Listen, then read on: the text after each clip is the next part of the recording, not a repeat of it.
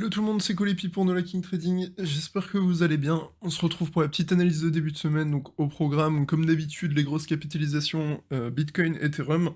On checkera également le ratio Ethereum-BTC et le Nasdaq, qui sont également très importants à observer, et on passera ensuite aux alts que vous m'avez demandé sur le Discord. On va passer très rapidement sur le calendrier économique, donc à savoir notamment demain, on a l'IPC, donc l'indice des prix à la consommation aux États-Unis.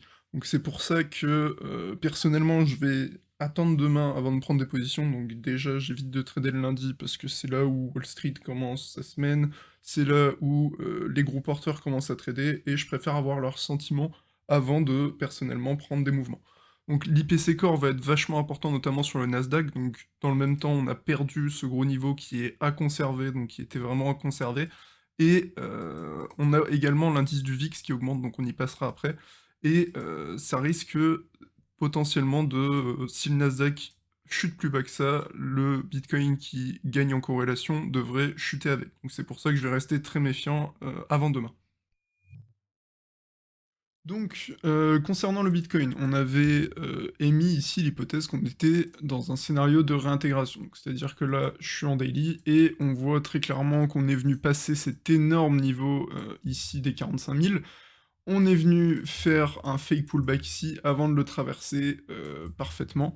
Et pour le moment, c'est baissier. Donc je vous avais bien dit que je ne chercherais pas d'entrée longue swing, tant qu'on n'avait pas récupéré ce niveau, parce que si on aurait pu faire un fake out ici pour, que tout le monde passe bearish et réintégrer très vite. Ça s'est absolument pas passé, pour le moment, il n'y a pas de raison particulière de chercher une entrée longue en swing. Donc on a, ici un niveau relativement important, donc celui des 40 000 qui est globalement enfin un seuil psychologique, c'est un chiffre rond. On a énormément travaillé ce niveau, donc que ce soit ici, on l'a également travaillé ici, ici. C'est un niveau qui est, relativement important, bien que je doute qu'il tienne. Donc là, ça va dépendre un peu de la pression vendeuse. On a également les news de Wall Street, les news des marchés traditionnels qui sont assez bearish, on regagne en corrélation avec le Nasdaq comme on a dit précédemment, donc c'est pour ça que je suis pas forcément très haussier dans les jours à venir. Donc je pense qu'on peut avoir affaire à retourner sur ces niveaux, donc je me suis pris déjà un put option notamment sur ETH, j'en ai pas pris sur Bitcoin. Je vais chercher de l'intraday sur Bitcoin dans les prochains jours, j'ai pas de raison de m'exposer pour plusieurs semaines. Donc je le fais pas, en fait, assez simplement. Donc si on regarde, hop, là, je suis sur du coup, le TPO chart, pardon, et on peut, effectivement voir plusieurs choses. Donc on n'a pas causé de gap malgré, ce fort momentum actuellement, et on n'est pas venu effacer non plus les pour, high qu'il y avait plus haut. Donc là, c'était pas un pour high, mais par exemple ici, c'est du pour high. Ici également, il y a 2 clusters, c'est un pour high. On n'est pas encore venu les effacer, donc c'est pas si on les efface, généralement, c'est relativement rapidement. Donc je doute que, on les remplisse dans les prochains jours. Donc pour Bitcoin, les points clés sur les prochains jours, semaines, c'est, en haut les 45K, les 40K qui globalement en fait sont le milieu du range, ainsi que, ensuite hop, je peux tracer plus loin, on a, le niveau des 36K qui devrait être enfin on peut s'attendre à une réaction sur le niveau des 36K, 38K. Maintenant, est-ce que j'ai envie de prendre une position longue après, avoir réintégré violemment ce niveau, donc qui était capital à garder? En sachant que Wall Street n'est pas forcément très bullish pour les jours à venir, je suis pas très, très chaud pour ouvrir une position long swing sur BTC.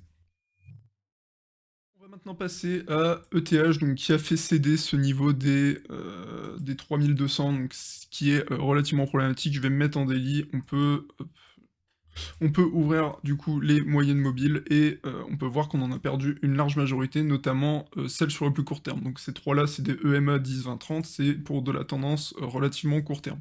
Donc en daily, du coup, c'est relativement moche. Il nous reste quand même cette moyenne mobile-là qui peut tenir, mais qui m'inquiète quand même relativement, donc à savoir clôture daily en dessous de celle-ci, et là, on commence à être vraiment, vraiment moche. Je vous avais dit du coup que j'avais pris un put option donc sur cette bougie, donc suite à ce rejet ici. On était proche des 3600, on n'a pas atteint ce niveau, donc j'ai pris un put option, je me suis couvert. Donc ce put option, il est avec une date d'expiration qui est en fin juin 2022 du coup, Et personnellement, ma target, c'est les 2200, 2000, 1800. Donc j'ai déjà pris une partie de mes profits, rapidement parce que, bah, ici, ça aurait pu totalement être un pullback, donc c'est pour ça que j'ai pris 50 de mes profits. Mais maintenant, si on va plus bas, ça va être du free roll jusqu'à, quasiment l'expiration.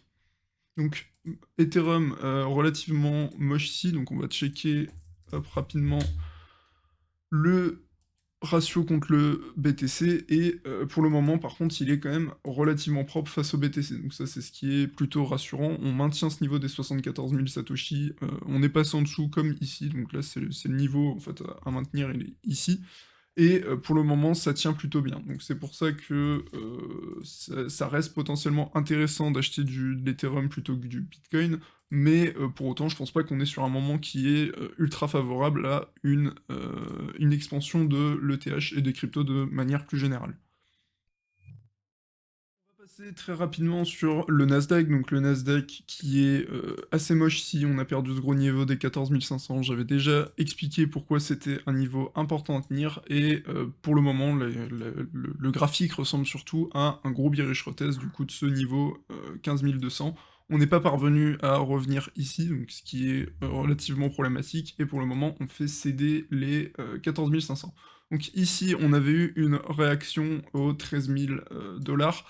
Maintenant, en sachant que la tendance est globalement baissière, donc on fait des sommets, des creux de plus en plus bas, on peut potentiellement s'attendre à une jambe qui va en dessous de celle-ci, donc une jambe baissière qui va en dessous des 13 000, et à ce moment-là, pour moi, le niveau le plus cohérent, ce serait les 12 253. Donc je le traite pas, mais c'est les niveaux que je surveille, parce que s'il y a réaction sur le Nasdaq, il y a réaction également sur les cryptos. Donc également du coup le VIX, qui indique la volatilité du SP500 quand on est vers le haut, donc vers les 34-36 dollars. Le Bitcoin a tendance, mince, le Bitcoin a tendance à être plus corrélé au Nasdaq, et quand on est vers le bas, il a tendance à se décorréler. Donc là, on peut voir que récemment, on a commencé à remonter, ce qui est signe qu'on va probablement être corrélé avec le Nasdaq sur les cryptos dans les prochaines semaines. On va maintenant passer aux altcoins que vous m'avez demandé sur le Discord de Liking Trading, donc je vous invite encore une fois à rejoindre le Discord de Liking Trading si c'est pas encore fait. Donc on va maintenant passer au Sol, donc le Sol qui, comme une large majorité des cryptos, a réintégré ce niveau des 125, donc actuellement il plafonne à 102 dollars, et bah, un peu dans le même style que BTC, c'était le niveau qui était à conserver, donc au même titre que les 45K, le niveau des 125, enfin 126, 120 était le niveau primordial à conserver. Pour le moment, il est perdu. Je vous avais déjà dit personnellement que pour mes achats spot sur Sol, ça se ferait autour des 60 dollars dans un premier temps et 40 dollars idéalement. Donc pour moi, rien n'a vraiment changé. Si, si on réintègre ce niveau, on pourrait être intéressé par aller chercher les FVG, donc les FVG qui sont ici, mais tant qu'on est, en dessous, on a vraiment très, très peu de raisons de vouloir, se placer à l'achat, se placer long sur Sol. Donc si je regarde le ratio contre le BTC, hop, on est sur, hop, ces niveaux, donc on est sur le niveau des 24 000, 25 000 satoshi.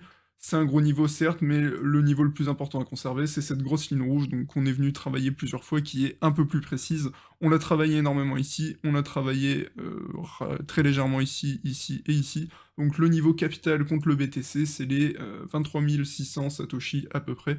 Donc si on les perd, on a de fortes chances de retourner sur les 16-14 000 satoshi. Le KNC, le token de KuCoin aussi, qui nous a fait un très très beau rallye haussier et qui pour le moment se tient plutôt bien face au Bitcoin ou face à l'USDT. Assez simplement, le niveau à conserver, en fait, c'est le niveau de l'ancien ATH, donc à savoir les 3,80, 3,70. C'est le niveau à conserver, sinon on a très peu de choses qui nous retiennent entre les 3,60 et enfin les 3,70 et les 2,28. Donc vous voyez, le niveau des 2,28, on l'a énormément travaillé ici, ici, ici. On a enfin réussi à le passer, on a eu un pullback absolument parfait, et après, rallye haussier sans souci pour le KNC. Donc pour moi, le niveau à conserver, ce serait clairement l'ancien ATH qu'on vient de franchir, et le niveau sur lequel on ira très probablement si ici cède, ça sera les 2,28. Donc on va passer rapidement, hop, Sur le graphique contre le BTC, on peut voir que pour le moment, c'est assez solide. On est sur une résistance, un niveau de résistance totalement logique, hein. On a déjà travaillé pas mal de fois ce niveau, donc ici, on l'a travaillé ici, on l'a retravaillé ici, on est venu le faire céder et retester ici, et actuellement, c'est le niveau sur lequel on peine à passer. Donc si on arrive à s'en affranchir, on ira ensuite, très probablement sur les niveaux des 14 000 Satoshi dans ces eaux-là. C'est les prochains paliers de résistance contre le Bitcoin, donc je vous invite toujours, quand vous tradez une alt, à regarder rapidement le graphique contre le Bitcoin, il peut vous apporter des informations assez précieuses. Voilà pour aujourd'hui l'équipe, j'espère que ça vous aura aidé, j'espère que ça vous aura plu, si c'est le cas comme d'habitude, n'oubliez pas le pouce bleu, l'abonnement, c'est hyper important pour nous soutenir. Je vous invite également, encore une fois, à rejoindre le Discord No Liking Trading, dont vous trouverez le lien dans la description, et pour terminer, notre partenaire officiel pour trader les crypto-monnaies, c'est Bybit, et vous trouverez un lien de parrainage dans la description. Sur ce, je vous souhaite à tous un très bon début de semaine, et surtout un bon trading. Salut!